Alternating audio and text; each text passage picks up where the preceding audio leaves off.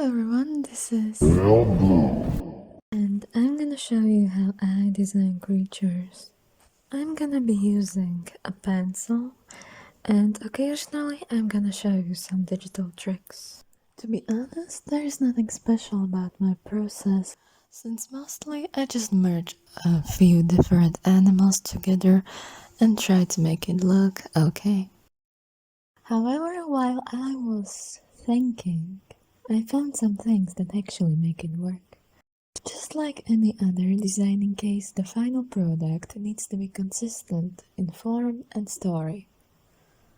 Which means that A, for example, you might not add thin legs to a very large body, and B, it fits in the given context. Here is an attempt where I will try to draw a creature out of a few excerpts from its description.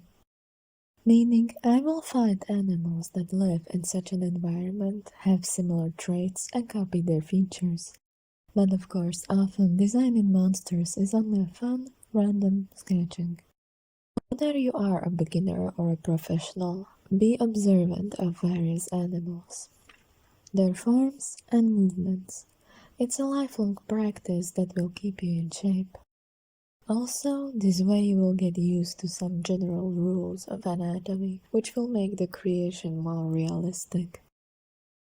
Let's take another example where I have a canine creature, a goose, and a goat. So I copy-paste the dog because if I don't know how to make it look interesting, I just add more of the already present elements. Since it has 3 heads, the neck will be a little longer.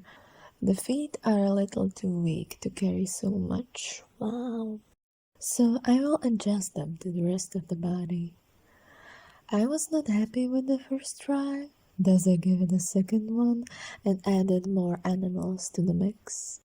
Some features are just placed however I see fit in case the thing still looks sort of bland. Though another amazing thing technology has is the liquify tool, with which you can straight up create something terrifying, and I just love it. I have to admit, I do not always do this, but it's better if you always draw a full body of the creature and don't practice just drawing the head, because it might haunt you in the future. And of course, you definitely don't have to stick to animals or living organisms. Some of my favorite designs came from fairly unknown sources. For example, one of the best ones I've seen recently were from this family-friendly game called Jericho.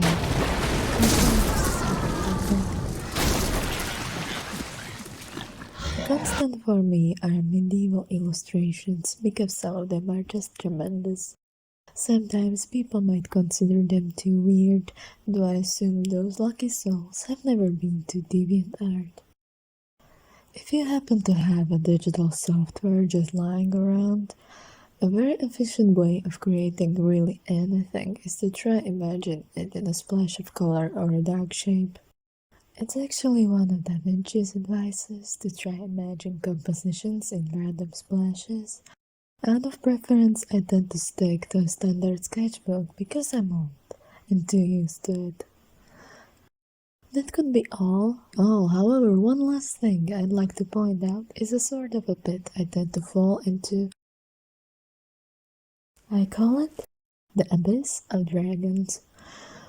This happened to me because I had a few features that I always added: horns, teeth, scales, which equals either dragons or some plain boring designs. I do them automatically all the time now. I have to keep learning that since I would really like to move on.